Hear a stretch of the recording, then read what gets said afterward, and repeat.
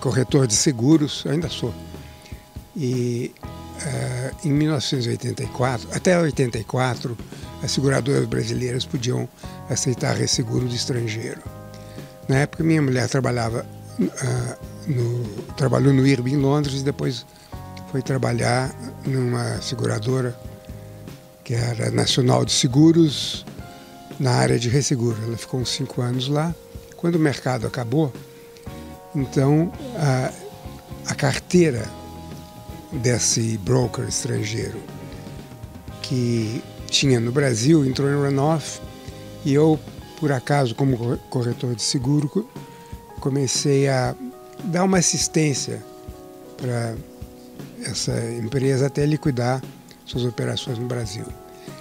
Já ainda como corretor de seguros, em 88 para 89, eu comecei a desenvolver alguns produtos ligados principalmente ao agronegócio que exigiam um suporte de resseguro, porque era uma área ainda de... No Brasil existiam seguros agrícolas, mas não tinha seguros para o agronegócio, principalmente para os agentes privados que financiavam o agronegócio e que precisariam de ter um apoio na área de seguro. Então comecei a desenvolver, na época, para o IRB, alguns desenhos diferentes de operações, basicamente eram garantias de entrega futura de commodities agrícolas.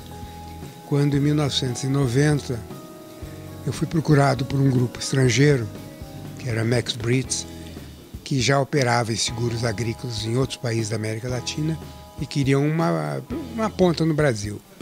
Nós começamos a desenvolver alguma coisa em conjunto, até que em 1995 nós registramos a Max Bridge como um broker do IRB, para suas retrocessões. E desde então a gente começou a desenvolver algumas linhas com o IRB, e depois, com a abertura do mercado, nós já tínhamos estabelecido, não na época que não existia a figura jurídica de corretora de resseguro, mas uma empresa de consultoria de resseguros, que depois foi sucedida pela Max Bridge Brasil como corretora. Na verdade é o seguinte, o mercado de corretagem de resseguro está bastante limitado hoje em dia, e ficou depois da abertura do mercado, porque começou a haver um processo de consolidação de corretoras. E um exemplo típico é o que aconteceu com a própria ABCOP, que nós chegamos a ter 31, 32 associados e hoje temos 12. Ou seja, algumas saíram, mas várias outras foram sendo incorporadas, fundidas ou até mesmo compradas.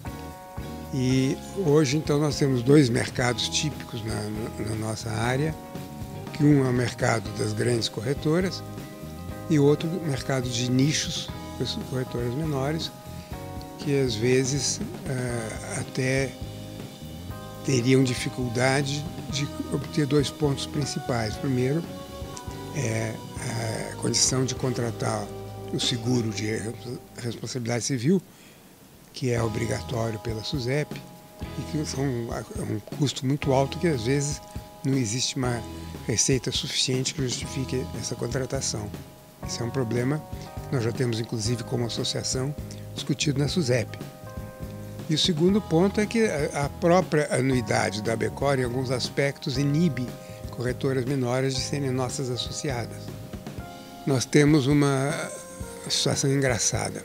Quando o mercado abriu, a nossa expectativa, que depois se confirmou com o tempo, é que no primeiro momento as seguradoras todas que estavam acostumadas há 70 anos praticamente com o monopólio do IRB e que tinham então contato com as grandes resseguradoras profissionais que se estabeleceram aqui, elas passaram a contratar seus seguros diretamente, não através de corretores, porque eram entidades já conhecidas delas. À medida que o mercado foi evoluindo e o tempo foi passando, elas começaram a ver que, previsivelmente, trabalhar só com um ressegurador não atendia às necessidades das seguradoras. Então começou a haver uma procura maior por corretores de resseguro, principalmente alguns corretores especializados, e o mercado foi se mudando lentamente. Hoje isso ainda é verdade, eu não tenho os números oficiais, mas hoje nós já temos uma participação muito grande das corretoras de resseguro nas operações de colocação de resseguro das nossas seguradoras.